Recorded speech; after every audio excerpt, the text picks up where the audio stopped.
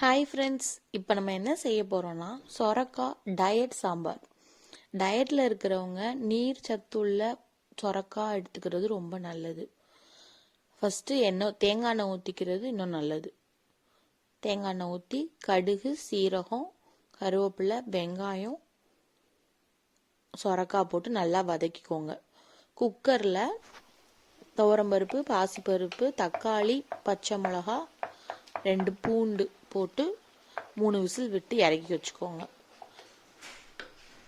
நம்ம வீட்டு மசால் பொடியை யூஸ் பண்ணால் போதும். மிக்ஸ் பண்ணி சாம்பாரை பருப்பை மிக்ஸ் பண்ணி கிண்டி வச்சுருங்க. சாம்பார் ரெடி ஆயிரும். தேங்காய் போடணும்னு அவசியம் இல்லை. ஒரு தடவை செஞ்சு சாப்பிட்டு பாருங்கள், அவ்வளோ நல்லாயிருக்கும். ட்ரை பண்ணிவிட்டு எப்படி இருந்துச்சுன்னு சொல்லுங்கள். பாய்.